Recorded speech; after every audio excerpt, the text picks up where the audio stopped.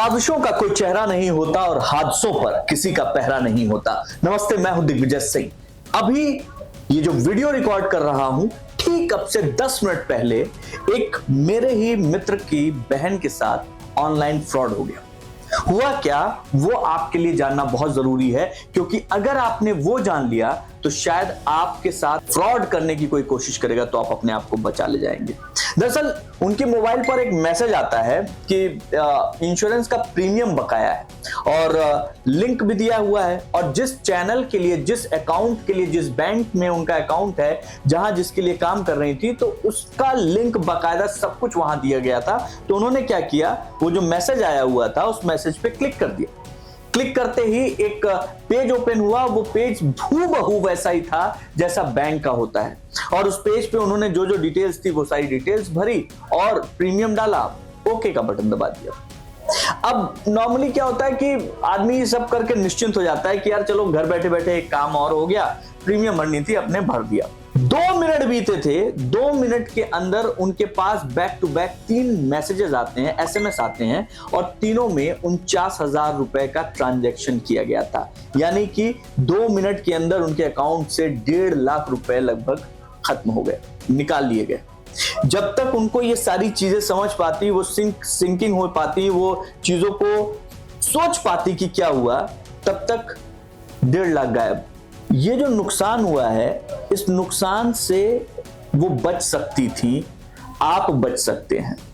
Cyber criminals अपना काम करने में बहुत चतुर होते हैं। वो धोखाधड़ी के लिए कोई ना कोई तरीका निकालते रहते हैं और आप उनके तरीकों में, उनके जाल में फंसते रहते हैं। आप किसी भी फर्जी वेबसाइट्स, जो टेक्स्ट मैसेज आते हैं आपके पास या फिर फोन कॉल्स आती हैं आपके पास, इन सब चीजों से अपने आप को अगर बचा पाएं तो आप साइबर क्रिमिनल्स के हत्थे नहीं चढ़ेंगे। अब मुद्दा यह है कि आप पहचानेंगे कैसे कि भैया ये फेक वेबसाइट थी या सही वेबसाइट है, इस वेबसाइट में क्या दिक्कत थी, कैसे समझें कि ये जो लॉगिन पेज था या ऑनलाइन शॉपिंग वेबसाइट है ये ठीक है या किसी फर्जीवाड़े के तहत बनाई गई है। मतलब इस तरीके की चीजें, इस तरीके के सवाल आपके मन में जरूर आते होंगे। तो आज अगले कुछ मिनटों में मैं आपको कुछ ऐसे टिप्स देने जा रहा हूं जिससे आप बड़ी आसानी से ये समझ सकते हैं कि फर्जी वेबसाइट्स को किस तरीके से समझा जा सके, किस तरीके से उसको पकड़ा जा सके।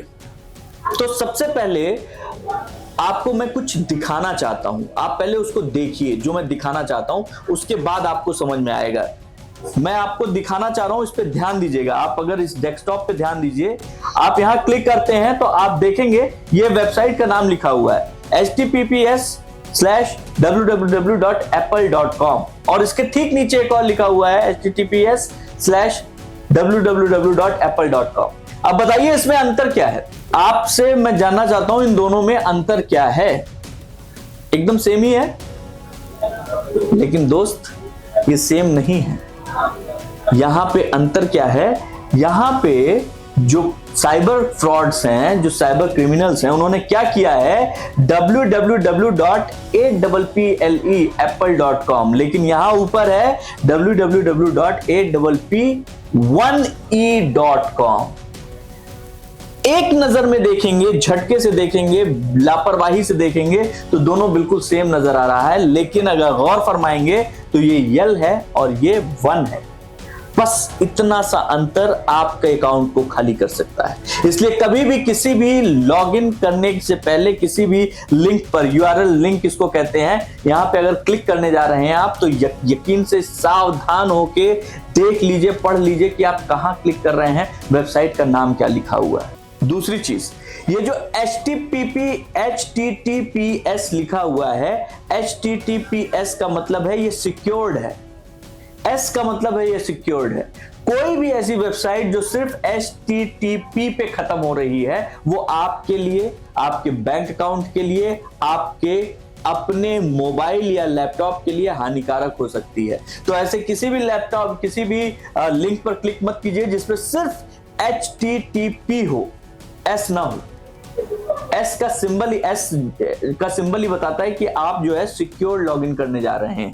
तो तो HTTP सिर्फ वो नहीं करना है, आपको इस तरीके के फ्रॉड से बचना है, क्योंकि जो URL होता है ना, URL में ही सबसे बड़ी दिक्कत करते हैं साइबर क्रिमिनल्स। वो क्या करेंगे, ये एप्पल में 1 लगा दिया, L आपका हटा दिया, आपको पता नहीं चलेगा। यही चीज वहां भी हुआ, जो इंसिडेंट मैंने आपको बताया।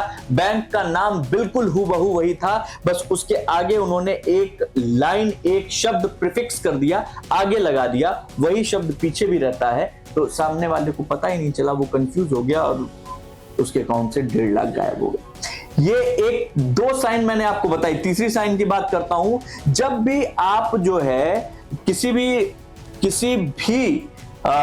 वेबसाइट पे क्लिक करते हैं, तो क्लिक करते ही आपके पास में, जैसे ही आप वेबसाइट पे क्लिक करेंगे, आप वो वेबसाइट जो है वो आपकी सिक्योर है या नहीं है, वो लिख के आ जाता है। कई बार आपकी URL में HTTPS रहता है तो ठीक है, अगर S नहीं है तो नहीं ठीक है। इस बात को हमेशा याद रखिएगा। अगर आपकी website, consider how you find the website in the first place. अगर आप एक बार गूगल, नॉर्मली लोग गूगल सर्च करते हैं, गूगल सर्च में सबसे ऊपर जो वेबसाइट बड़े आराम से आ जा रही है, और वो वेबसाइट आप अक्सर यूज नहीं करते हैं। आप सोचिए, आपने कहीं किसी मंदिर का जो है डाला कि मुझे डोनेशन करना है, किसी मंदिर का नाम डाला, आप अक्सर नहीं जाते उस मंदिर पर डोनेशन डालने के लिए, तो स्वाभाविक सी बात है कि स्टार्टिंग के 1-2 जो लिंक्स होंगे वो बिल्कुल फर्जी हो सकते हैं।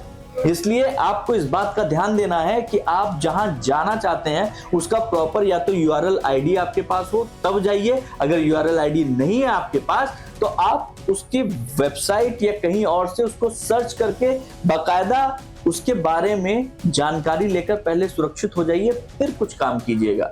इसके अलावा और क्या चीजें हैं जिससे आपको जो है पता चल सकता है? देखिए, आप जब स्पेलिंग, ग्रामर और फॉर्मेटिंग इश्यूज पे ध्यान देंगे तो आप ऐसे साइबर फ्रॉड से बच सकते हैं। कई बार क्या होता है कि छोटा सा एक नंबर आगे या पीछे, छोटा सा एक नाम आगे या पीछे लगाकर साइबर फ्रॉड्स आपको बेवकूफ बनाते हैं। वो एकदम वैसी वेबसाइट रहेगी जैसी वेबसाइट के साथ आप ऑपरेट करते हैं, लेकिन वो वेबसाइट असली नहीं रहती है।